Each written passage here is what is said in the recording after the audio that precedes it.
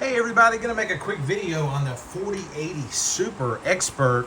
Yes, I am a super expert, which is why I got this. Kidding. So we're gonna be doing some benchmarking and overclocking. Now, I'm sure you all know the typical drill with overclocking an air-cooled card. We are gonna be battling two things. Those two things are one being, of course, how good your silicon is. How well can the memory overclock? How well can the GPU overclock? And that one's not major, right? As far as GPU silicon quality and memory silicon quality. On an air-cooled card, the biggest factors we hit before anything is going to be power limits, and then of course the GPU throttling by itself. Because like with a lot of NVIDIA GPUs, say for example with 30 series, if you wanted to run 2.1 gigahertz, your video card had to be below 50 Celsius. So if your card ran 53 Celsius, you're not running 2.1 gigahertz. You're gonna run 2085 or something like that. So you're always working against these things. It's not like a processor and a motherboard. I can go in the BIOS and cook my CPU if I want to. My video card doesn't let me do that. You know, they're pretty much foolproof. You can't burn it up, you can't break it, you can do whatever you want. Overclocking wise, you really can't damage it essentially. So we're gonna try to overclock it as best as we can with what we have, right? This card is air cooled. It uses a 3-slot design air cooler. And yeah, we're gonna see what we can do with it. The first thing I'm gonna do is, let me make sure I've got everything unnecessary closed out. And we're gonna go to my screen here. And we're gonna back up a bit. Here we go. And let's get rid of these desktop icons. Okay, so first things first is we're gonna wanna run our 3D Mark. I got 109 hours in 3D Mark. Wow, okay. Show more options. And I don't use it that much. I really don't. I do not use it that much. Okay, so first thing you wanna do is really gonna wanna turn off your G-Sync. Highly recommend it. So we're gonna turn off the G-Sync there. And the next thing is we're gonna go to our 3D performance settings, and we're gonna change our texture filtering quality to high performance. And that should do it. All right, next is going to be our resizable bar. We're gonna make sure we force that. I have Profile Inspector in here somewhere. There it is. We make sure we force that resizable bar. You can see that's disabled. I set these to, oh, that's different. Weird.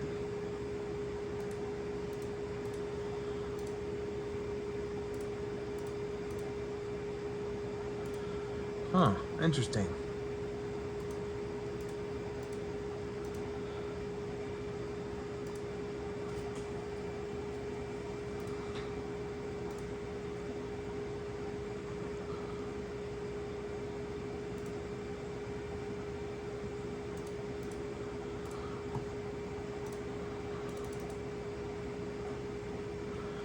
All right, so we've got it enabled, and we're gonna run this thing totally stock, okay? So no overclock whatsoever. We're gonna do a speedway, and here we go.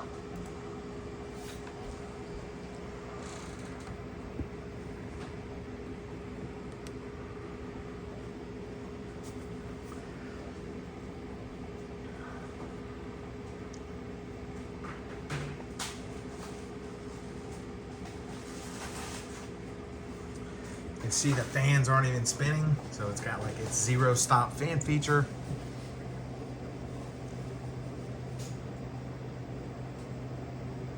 I do like how it has, these are 3 8-pin connections that it has going to it. I thought that was pretty interesting. I thought it would just have like 2. I guess the 3090s have only 2 or something. Take a look at the GPU there.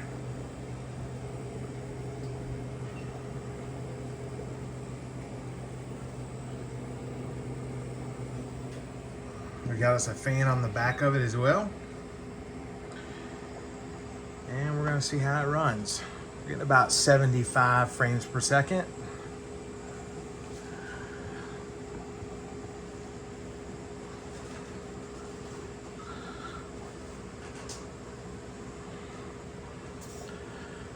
I want to see how well the memory can go on this card and see how far it can go.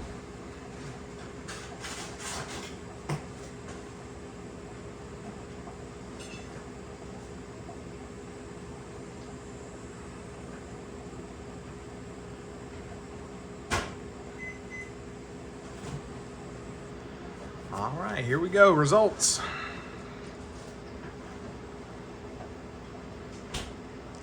7,427. This is actually really good because, you know, if I pull this up here and take a look, you know, my prior run with my last 3090 only got about 6,500. Okay. So, what is that? What, 6,500 times 1.20? So that's about 15%. Okay, yep, that's close. About 15% faster. And this thing is just, now you got to think. Now, the 3090 was completely overclocked to the moon. It had a, you know, it was on chilled water. It had the memory seriously overclocked. The core, extra voltages to everything. And it was just like squeezed. This thing is totally stock, you know, so we haven't touched a thing. And this is just on the 14900K. All right, look at that single core. That's how I run it. That's really cool. Look at that. Look at that single core boost. That's how I've been running it every day. I run 2 cores, no thermal velocity. That's no TVB overclock. That's a real overclock. So I let 2 cores boost to 6.4. The rest of them run 5.9 gigahertz on all core load. So you can see right here. Anyways, let's see what this thing can do.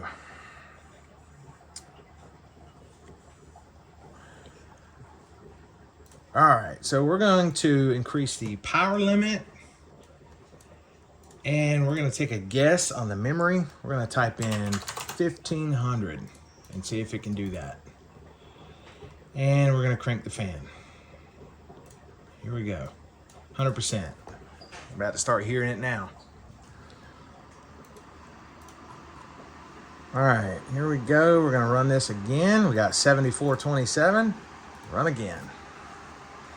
It's making some noise now. It's really not too loud. It's not a whiny fan noise. It's a very dull sounding noise. It's not like some video cars that make that kind of electronic high-pitched noise you hear. So that's at least a good thing. It's more of a softer fan noise. Plus 1500 on the memory. What is that, like 26 gigabit memory speed? That is crazy. I don't even know if this can manage this. This is the first time I've, oh, there, it already went down. Look at that. Okay, we'll do 1400. An error occurred. Okay. We'll do 1400. All right, let's run it again.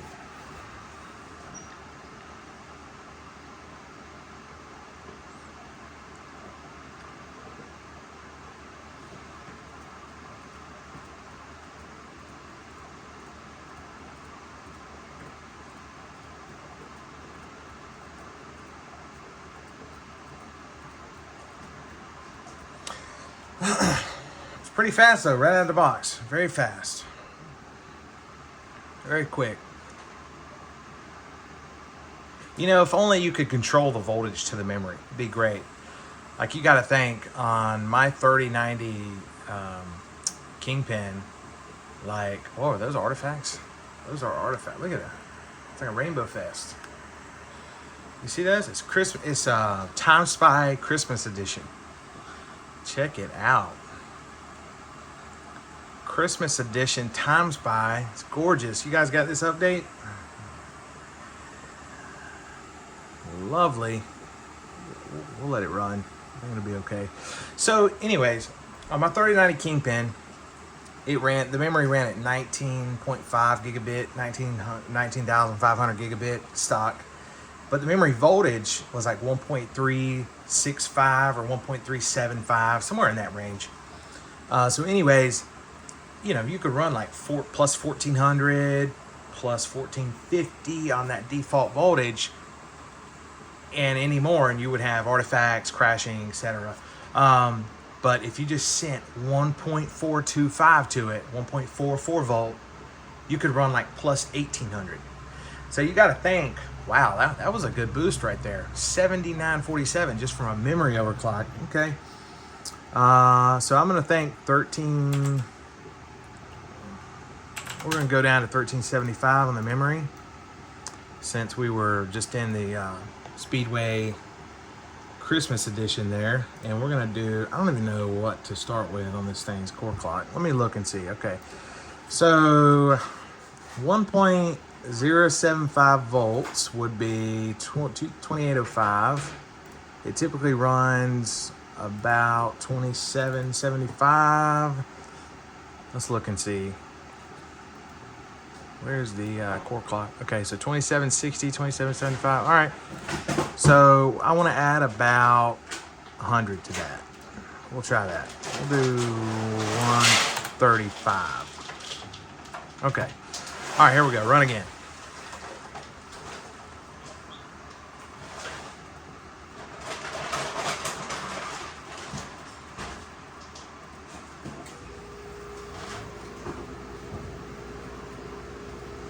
But yeah, so like, you know, if you could actually change the voltage, right? Just the voltage, a tiny little bit, you would be able to really gain so much. I mean, you saw what adding just, you know, plus 1400 did to that score. It went from 7400 to 7900. There's no more Christmas effect. So you can see the 25 megahertz less on the memory, going from just 1400 Christmas lights to 1375, got us to normalcy here. So we're back to normal, nothing crazy, which I had my fingers crossed because I was wondering if they were still going to be there or not. I really was. I was really wondering. So as far as the GPU core, it's running 2895, about 360 watts. And this should offer a small improvement. Maybe we'll get 8,000. I'm going to say we're probably, yeah, so 2880 to 2895. The card's running 52 Celsius. So that's not warm at all. That's pretty cool, actually. It's not bad for 360 watts of power on an air-cooled GPU. That is not bad. Okay, we'll see what we got here. Hey, 8,000. Look at that. Cool. All right, so let's try a little more. Let's do, you know what? Let's do 200. If it can do that. I'm going to leave the memory at 1375 and run again.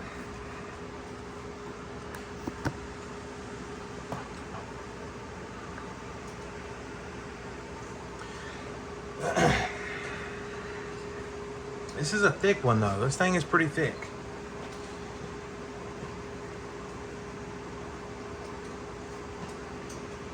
She's a fatty. A little girthy.